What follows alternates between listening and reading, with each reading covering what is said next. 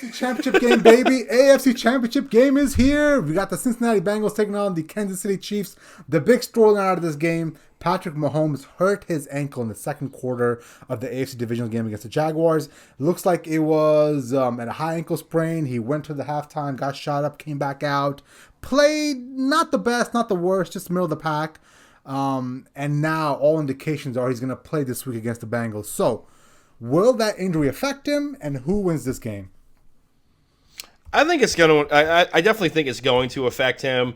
I mean, you know, in the heat of the moment, and you're getting shot up with the happy medicine and Toradol and whatnot. I mean, Jay, I'm not going to lie. Like, you know, him and Tony Pollard pretty much had the same injury. Tony Pollard fractured his tibia, a very similar tackle that I wouldn't be surprised if that got outlawed or, you know, in the NFL or treated as if it's like a horse collar type of deal. But similar tackle situation. Pollard fractures a fibia, I believe, or tibia, one of those bones in the lower leg. I'm kind of surprised Mahomes didn't fracture anything. But, you know, like I was saying, it's the heat of the moment, the heat of battle. He got shot up with the stuff.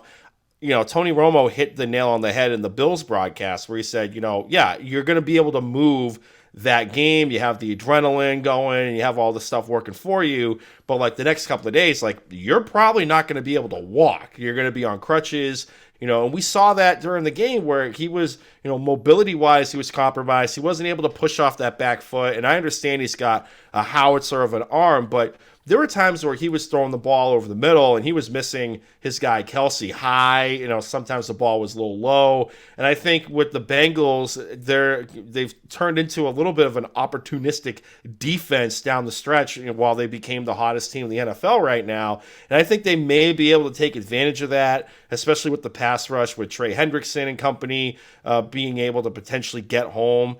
And, you know, Jay, it's Joe Burrow on the other side. Like, the dude just oozes confidence. Joe Burr. Like, he's just going to will these guys, you know, to victory. And, you know, you look at the spread here. The game opened as Chiefs, depending on what book you were looking at, Chiefs -1.5 to Chiefs -2.5. And immediately after the end of the Bills game, everybody started piling on the Bengals, and that spread is flipped where the Bengals are now favored -1.5. The money line on DraftKings, you're looking at Bengals -130. So, like, you know, they are considered heavy favorites right now. But I have a hard time fading Joe Burrow given his track record against Mahomes. I believe he's 3-0 at this point. He has the potential to go, you know, 4-0 against Mahomes. He's already won in Arrowhead, won in the AFC Championship game last year. I think Joe Mixon's going to potentially have a decent day receiving the football out of the backfield because the Chiefs defense gives up the most receiving yards to running backs in the NFL. So give me the Bengals. And one of my best bets, it's not on the spread. I took the Bengals on the money line. I jumped on it early and I got it at, you know, even money at +100. So give me the Bengals to win this game outright and go back to the Super Bowl for the second year in a row. Let's go. That's what I like to hear. Joe Burrow, our savior. The guy that's going to save us from Brittany Matthews and Patrick Mahomes' douchey brother. There we go. Let's go, Joe Burrow. So here's the thing, Puma. It's very simple, and I don't understand how defensive coordinators haven't figured this out yet. But you've got to take away Travis Kelce. How many times do we say this, and how many times do we watch these Chiefs games, and Travis Kelce is running wide ass open down the field? Like, I don't understand how this is like. This is something that people don't talk about. Like, maybe is he so great that he's unguardable? I mean, I don't think that's possible. Like, I think any single player in the NFL can be guarded.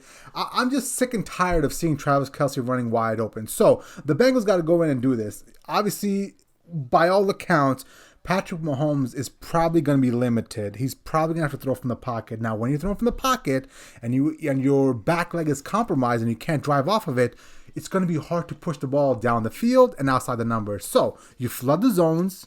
You basically take away anything easy, you know, anything cheap and near the line of scrimmage, and you force the ball out of the hash marks and deep down the sideline. I mean, that's basically the game plan, right? Like, he's not going to move. He's going to beat you from the pocket if he's going to beat you.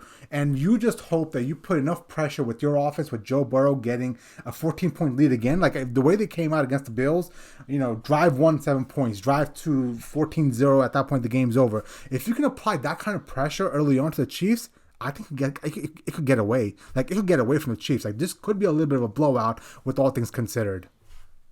Mm-hmm. No, I completely believe that. And Jay, to your point about making him be a pocket passer, like, in his mind, he already knows, right? And psychologically, Mahomes he's a great guy, great athlete, mental toughness. I haven't seen him, kind of wilt under anything type of deal. You know what I'm saying? But when you have fair enough, but like, throughout the course of his career, that was like the one that was like the one blip. But like, my bigger point is now you're able to make plays and move the chains because everyone would play zone and give you like the 10 yards in front of you to move the chains, and he's surprisingly fast considering his build.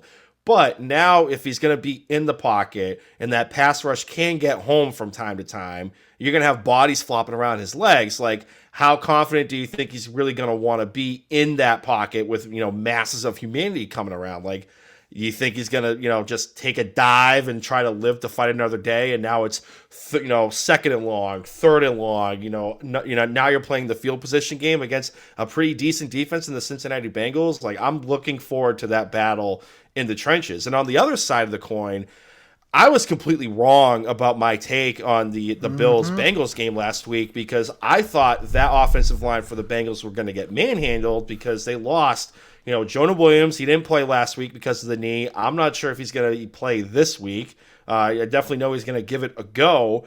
But they only had 3 of their starters on that offensive line. Everybody else was replacements. And they handed the Buffalo Bills pass rush their hat. Like, they handled their business. They gave Joe Burrow time in the pocket. And I think they could do the same against Frank Clark and Chris Jones. And I know they're going to try to move Chris Jones from the interior of the line to the end because we saw that last week against Jacksonville, and it worked from time to time. But I think this offensive line for the Bengals is going to be able to pick it up, and I think they're going to give the Chiefs' defensive line a run for their money. So that's the matchup that I'm most intrigued about. Yeah, absolutely, man. Now, how do you see this matchup going in regards to Jamar Chase? Like, that's the one thing I think the Bengals have a clear and concise, advantage over the Chiefs defense. Like, I think the secondary is going to have massive issues trying to, guard Jamar Chase, Hayden Hurst, T. Higgins, Tyler Boyd.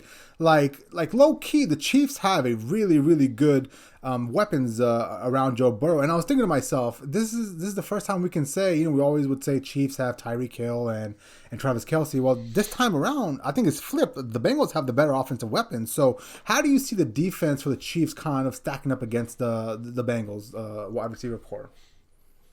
I mean, I think Fuller is going to need help if he's going to be on Jamar Chase. I think it's going to be the inverse of what we've always said, when people were playing the Chiefs, and that's, you bracket Tyreek Hill, and then you make Mahomes try to, pick you apart or beat you with the secondary pieces, which I know is a lot easier, said than done. But when you have Travis Kelce, it helps out a lot. But Travis Kelce's a big dog now. So I think if they're able to bracket, Jamar Chase, they'll have a puncher's chance. But, T. Higgins and Tyler Boyd, like, those aren't slouches. Like, they're right up there in like the top tier of complementary pieces at the wide receiver position in the NFL. And Hayden Hurst, kind of had like an Undertaker moment. Like, he kind of popped out of the casket a little bit in that Bills game, and is a good safety outlet. Like, to just move the chains. Like, Hayden Hurst is definitely the guy. And what's to stop them from putting like Samaje Perine out there, because